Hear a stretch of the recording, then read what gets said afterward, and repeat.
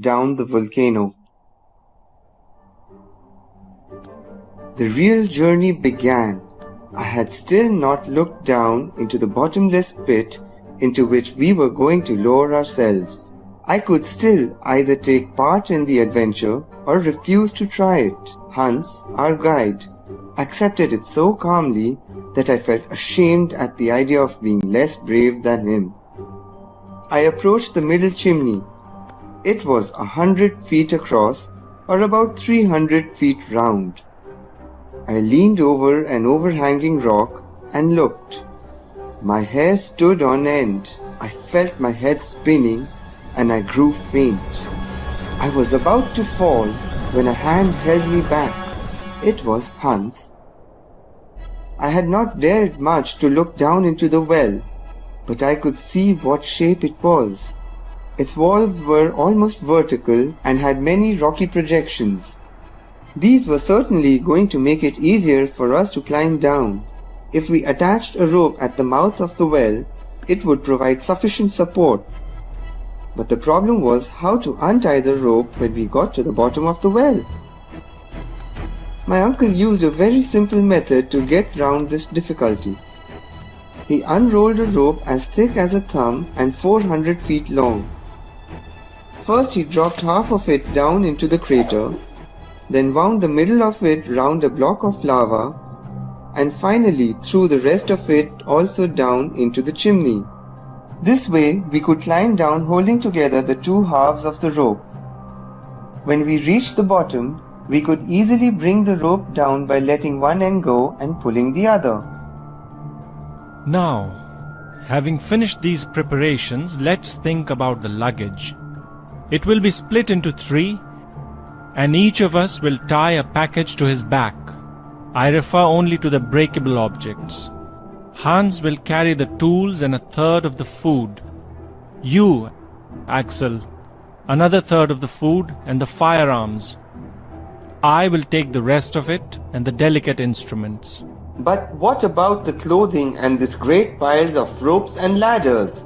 Who will take them? There is no need. Why? You will see, replied my uncle without hesitating. On his command, Hans tied the unbreakable objects into a single packet, which was tied solidly together, and then he simply dropped it down into the vast hole. I heard the low howling sound produced by the movement of air as our luggage fell. My uncle, leaning over the pit, watched the fall with great satisfaction and stood up again only after he could not see it anymore. My uncle attached the package of instruments to his back. Hans took the tools, I the firearms. The descent began in the following order. First Hans, then my uncle, finally I. We proceeded in deep silence, which was broken only by pieces of rock falling down. I went slowly and carefully, holding on to the double rope and using my feet to slow down. I was terribly afraid of losing support. The rope seemed too delicate to bear the weight of 3 people. I used it as little as possible, balancing myself on the lava projections with my feet. When one of these rocks happened to come loose under Hans's feet, he would say in his calm voice. After half an hour, we reached the top of a large rock solidly attached to the wall of the chimney. Hans pulled one of the ends of the rope and the other rose in the air. Leaning over our narrow platforms, I noticed that the bottom of the hole could still not be seen. Then the descent began again, and half an hour later, we had got 200 feet deeper. After 3 hours, I had still not caught a glimpse of the bottom of the chimney. When I looked up, I could see the mouth, which was getting quite a lot smaller. That was because as the walls rose up towards the mouth, they looked as if they were coming together. It was slowly getting darker. We were still going down. We had used the rope 14 times, taking half an hour each time. So we had spent 7 hours plus 14 rest periods of 15 minutes or 3.5 hours. 10.5 in total.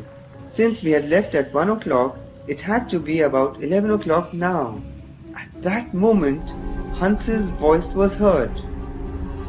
I stopped just at the moment my feet were about to knock my uncle's head.